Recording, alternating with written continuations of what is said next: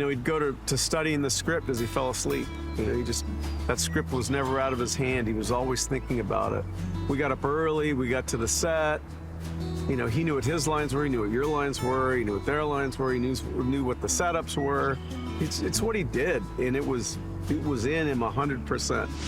Hi there, I'm Henry Park, Western film historian and blogger, and today I'm sitting down with Ethan Wayne, president of John Wayne Enterprises and son of Western legend John Wayne. And Ethan, I want to thank you first off. This is the first time I've done one of these on camera, so I'm thanking you for your patience in advance. Of course, yeah. Happy to be here. Great. Well, now, what's the first question that people ask you when they find out your father was John Wayne?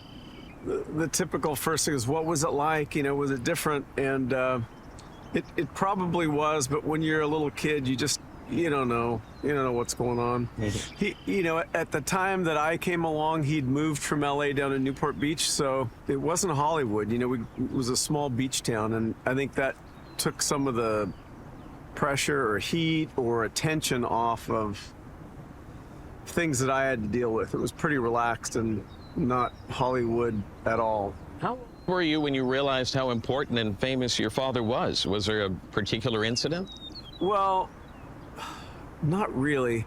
I can remember spending the night at a friend's house, and his mother said, "Hey, Ryan, go get the mail." And I thought, oh my gosh. Getting the mail was like physical labor at my dad's house. We drug in bags and bags of heavy mails.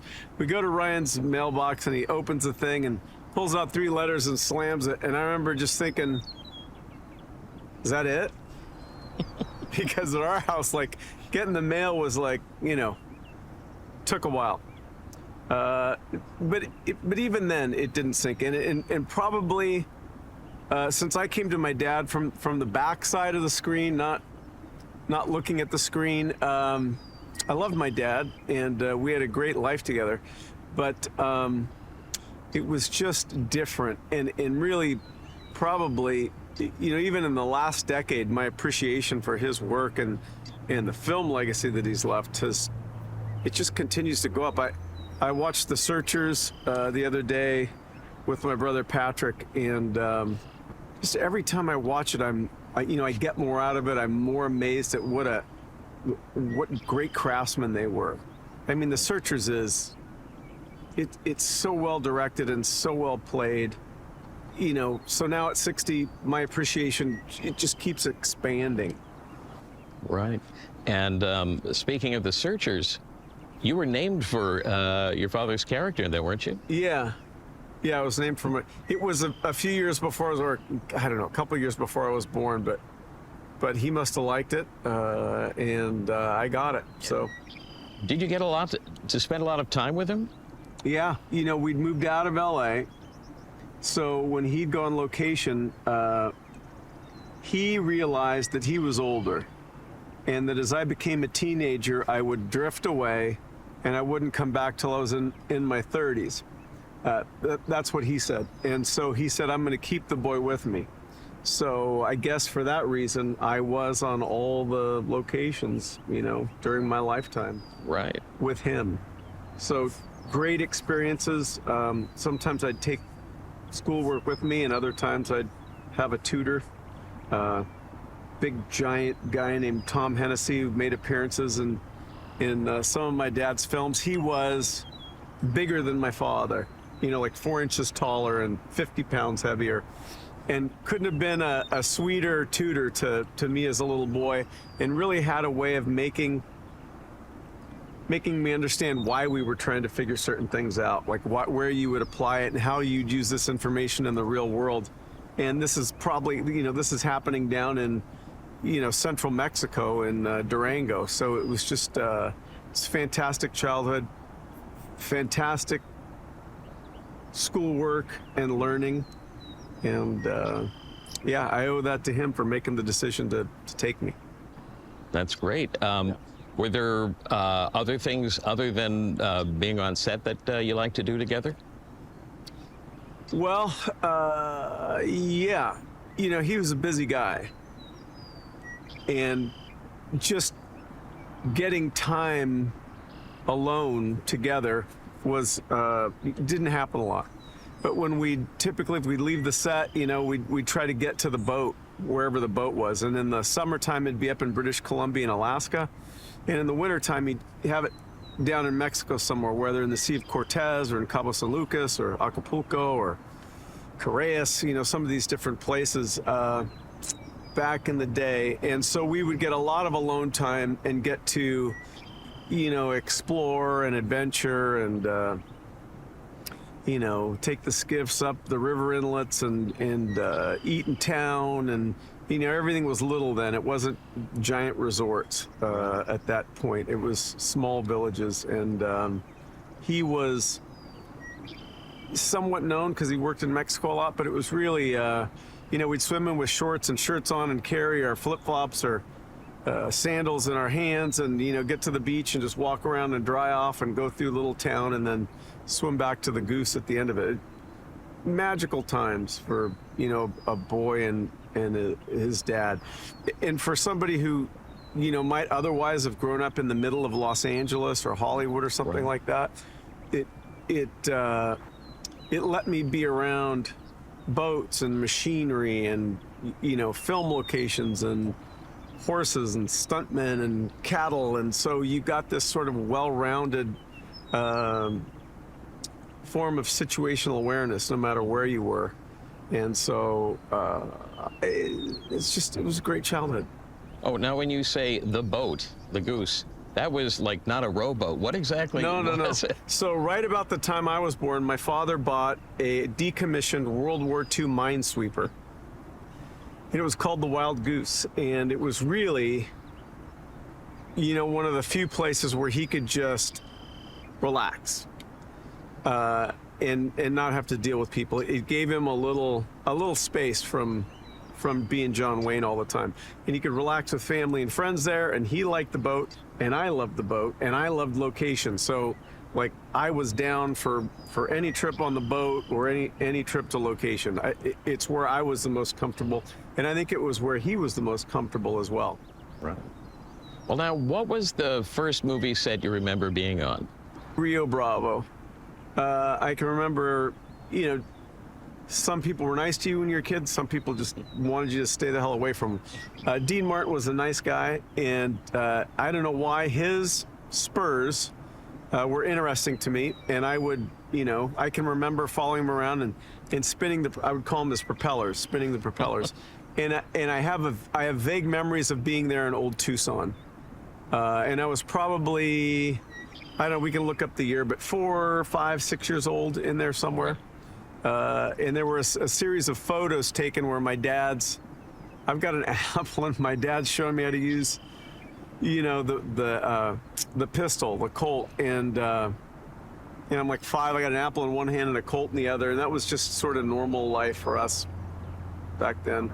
When you were, I guess, about 8, you had a pivotal role in Big Jake as Little Jake.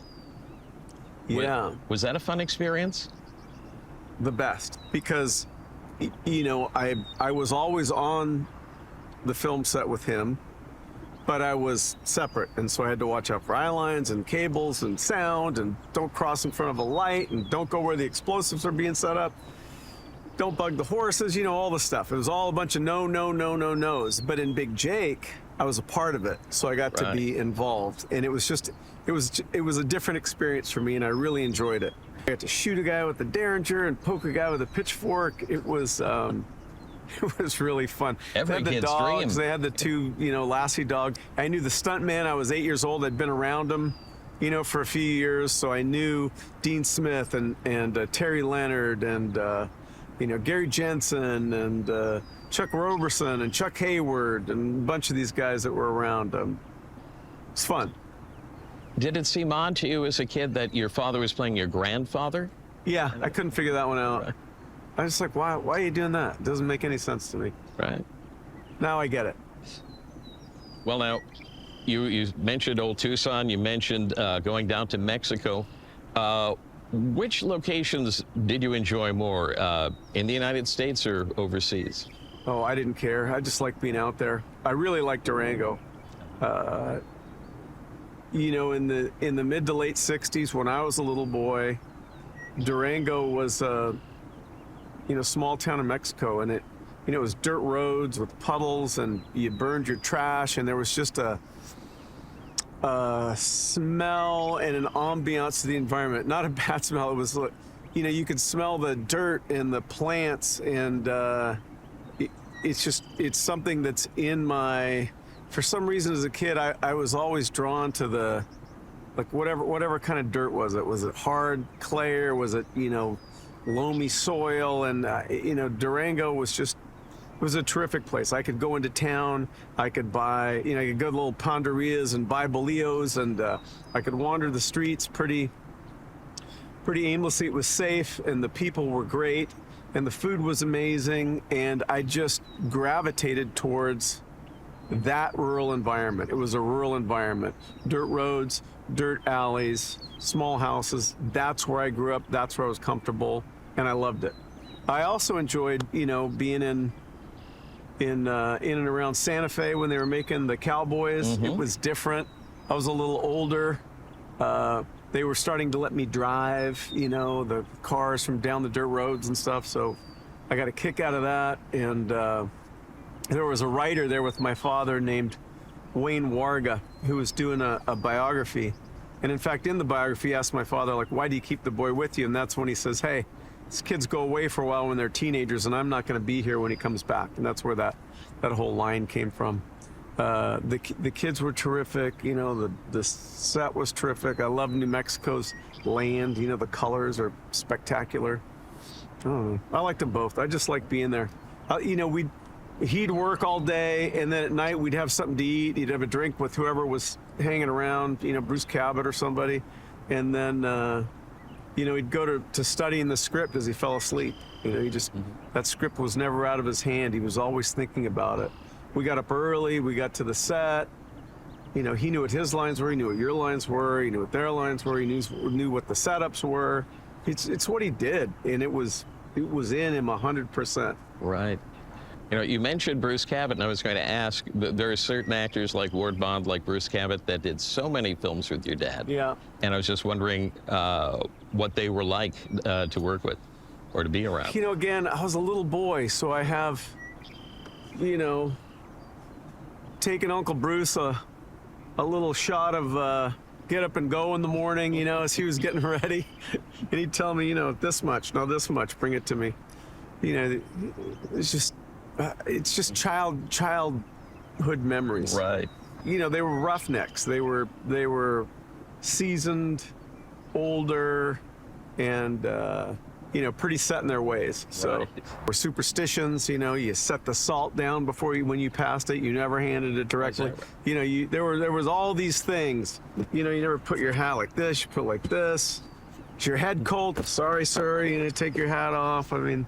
It was constant. It was a lot of that stuff, and I think they enjoyed that. Right. And I think when I didn't know Ward Bond very well. I barely knew John Ford, but I spent some time with Bruce, and they had their things that they developed over the years. Their mannerisms, their superstitions, their traditions that they would stick to and employ throughout the day. Right. Putting things in your boot, you always had to shake your boot out before you put it on, and so they'd put a little piece of foam in mine, so I'd put it in and think I finally got the scorpion or the snake in my shoe. Well, now, in the 1980s and 90s, you starred in a number of action films, not just in the U.S., but in Spain and Italy and Argentina. Yeah. How did making films in those countries differ from working in the United States? You know what? It was, I did a soap opera here that they sold to Italy, and it became very popular in Italy. And it started from episode 1. So even though I did it for 2 years, and then I was off for 2 years before they asked me to go introduce it in Italy, it became popular. And then the Italians do a lot of co-productions, Italian French, Italian Spanish, whatever, Italian German. So since I was popular in Italy, they offered me some jobs in these different productions, and I was anonymous at home, and then I could go over there and kind of have fun being a big deal for a couple months. And great experience. Got to travel and see the world while I was working, and you know, it's just a great time. Right. Yeah. Well, now, in addition to acting, you've had another on-camera career, which, of course, is doing stunt work. You know, my father passed when I was 17, and I'd reached out to a stuntman about going to a motorcycle race. And he, you know, this guy, Gary McClarty, answered the phone, and he said, you know, I'm not going. I'm in Chicago working on a film. And he said, how you doing? I said, I'm fine. He goes, how old are you now? And I said, I'm 17. He goes, do you want to come work for me? And it was like a resounding yes, I do. You know, I'd missed a lot of my junior year in high school because my father died in June. It took a few months of him being in the hospital. And I was a little rudderless at the time. And, you know, once he died, like, you know, the house I lived in was locked up, and I couldn't get to my things. And, you know, it just, my life was sort of turned upside down. So when Gary said, hey, do you want to come work for me? It was a yes. And it turned out that he was coordinating on the Blues Brothers. So I went to Chicago and rode around with like Eddie Dono and Gary McClarty and a lot of these stunt guys that I'd known as a boy. And they sort of showed me the ropes, and I, you know, got to do a little driving, and we got to turn over a bunch of cars. And although I'd been around movie sets as a boy, it was always with my father. And so to be, you know, in a situation where, you know, now I had to really pay attention and not make a mistake, and I'm being paid to be professional and to be there. You know, Gary's passed, but, you know, I owe him a huge debt of gratitude. I think that little gift that he gave me by hiring me to be in that movie really gave me a direction to work in, and gave me something to do at a time when I didn't know what I was going to do. Well, now, I don't believe you've acted on camera since you left The Bold and the Beautiful in 2003. Well, no, I left The Bold and Beautiful in 1988. Oh. Yeah, it was on it for 2 years. And then I had another TV series called The New Adam 12, and that was like early 90s. And then the Europe thing started. Nice. And then when my brother died in 2003, I took over a family business. And I thought I would make a few changes and get it to a certain point, and that has drug on. And here we are in 2022. But it's been it's been an interesting experience. It really brought me closer to my father and a lot of my family, and certainly made what he did and the legacy he left behind much more significant in my mind. It just, when you're somebody's kid, it doesn't sink in right away, and it takes a little bit of time. But in running this business and in interacting with people who are still avid fans and my family, and taking a deeper look at it, it continues to mean more and more to me. Right. So getting this exhibit done in Fort Worth, and you know, becoming a retail store, and it's a different avenue. It's for me, I enjoy learning new experiences and being in different situations, and it's been terrific. I like trying to do things that will honor him, because he was a great dad. Well, and of course, what we're talking about is running John Wayne Enterprises. Yeah. Which is a big concern. What do you think is the hardest part of maintaining your dad's legacy?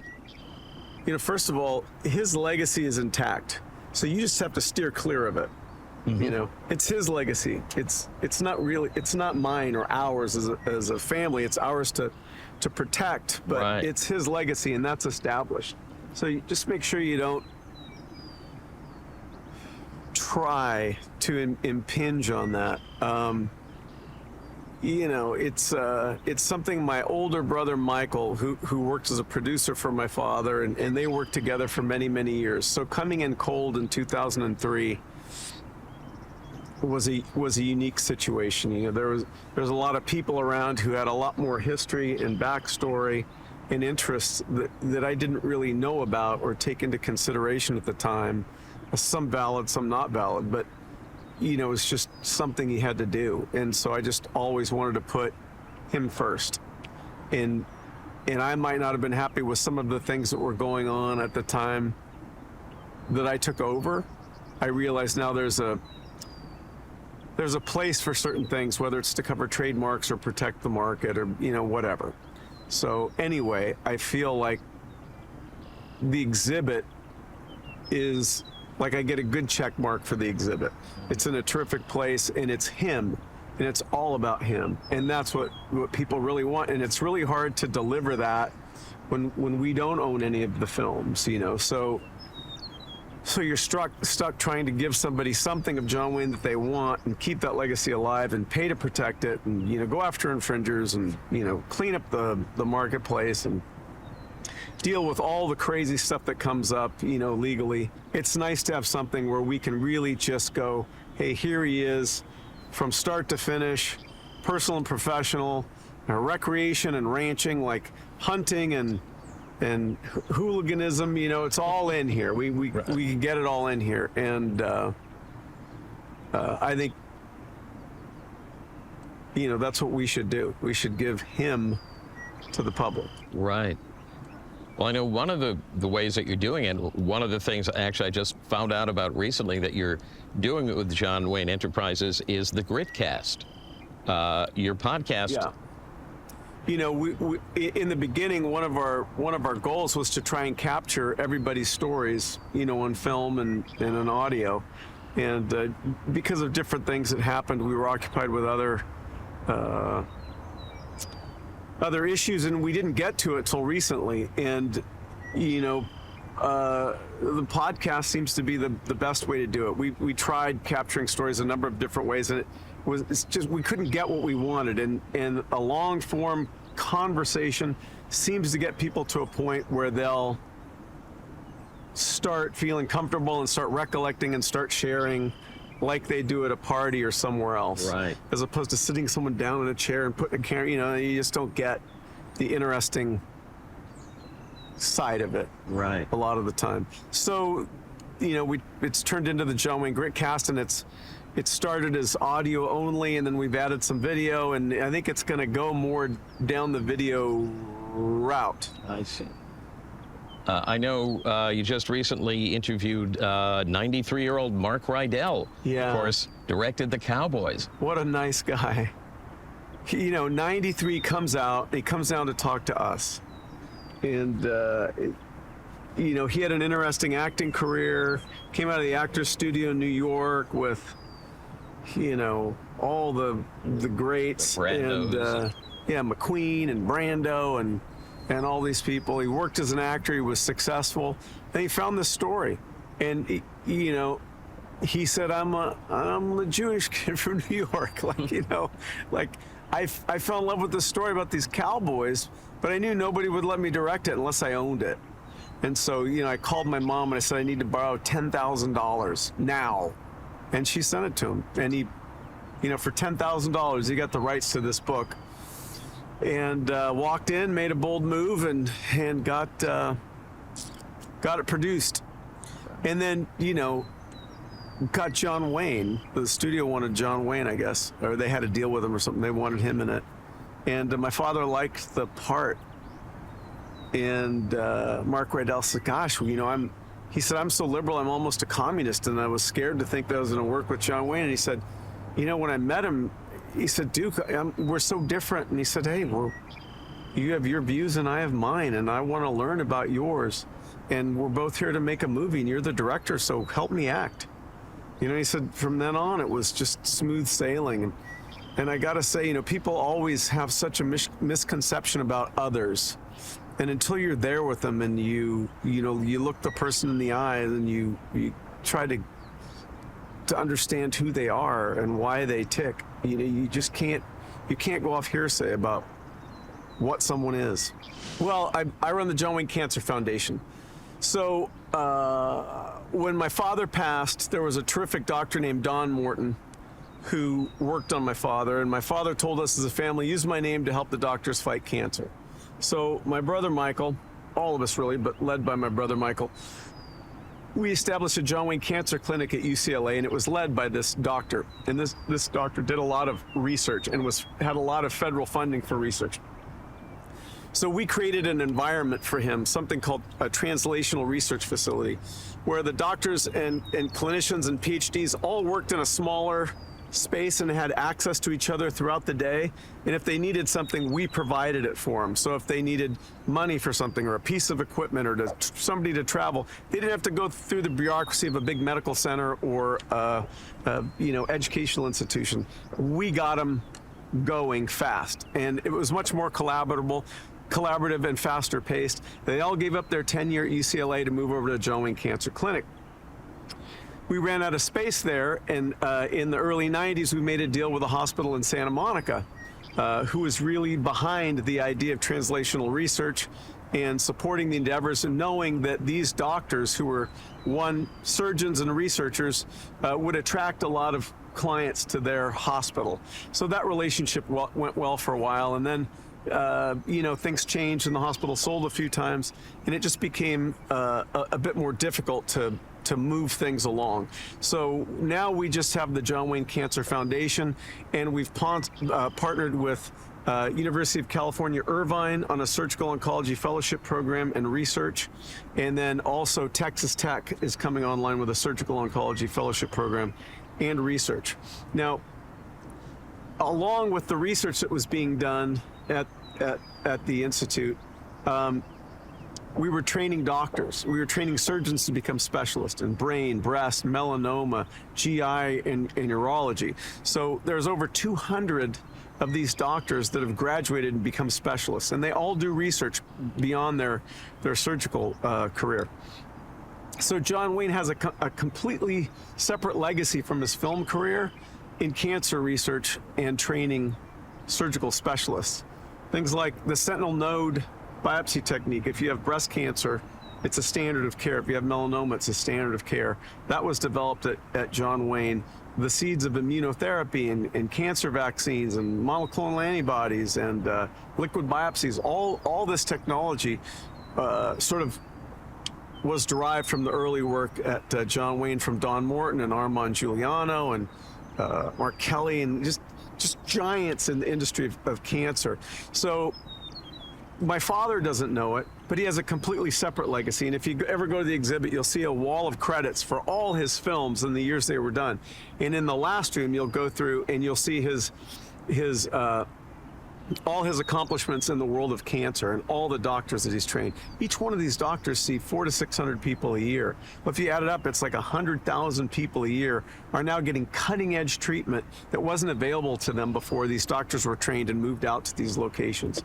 So it's really a significant legacy in cancer, and that's what we fund, and we've used the products that we make at John Wayne Enterprises to fund it, or to create situations where the Cancer Foundation can create funding. So I'm in the driver's seat a little bit, but it's really stuff that's being done by other people who are a level above me. Now, I think the last Western that you were in was The Alamo, 13 Days to Glory. Oh my gosh, Jim yeah. Arness. I even forgot about that one. But I was going to say that was your last one until, is it LeGrand? You're making a Western now? Yeah, so a friend of mine, Ben Christensen. So Ben Christensen, Bo Smith, Dusty Sousley, me. Ben had an idea to create a Western. He's a content creator, he's a fantastic photographer, fantastic videographer, loves Western films, created a hashtag called Living My Own Western. He's very enthusiastic about it. Everybody caught the LeGrand disease from Ben, and we all went out and chipped in to help make this movie. We had an idea, we had sort of a broad scope of what we were gonna do, and we showed up and worked out all the technical details on set in Kanab and Cedar City. Beautiful locations. Unfortunately, I die early in the film. I play Ben's father, but their last day of filming is today. Really? That's So great. yeah, it's on Instagram under LeGrand Western, and you'll see it on social media. Yeah, I saw there's a Facebook page It's a for it. labor of love, and it looks terrific. And hopefully, when we get the final cut, we'll have something that we can share, and we'll figure out how we're going to do that later. That's Yeah. terrific. But really a fun experience, and getting in front of the camera again, and putting on the clothes, and being around the horses and the mules and the cowboys. It reminded me of kind of who I was and where I came from. And it was more than just a fun couple of weeks on a location. It was literally like I don't want to get too corny, but it was Get corny. a terrific experience for me, and it reminded me that maybe I have something to contribute in that genre, and so I look forward to doing that. Well, that's terrific. And thank you so much for taking the time to Yeah. sit down and do this. This was great. It Thank sure you. was. Thank you. Enjoyed it. Me too.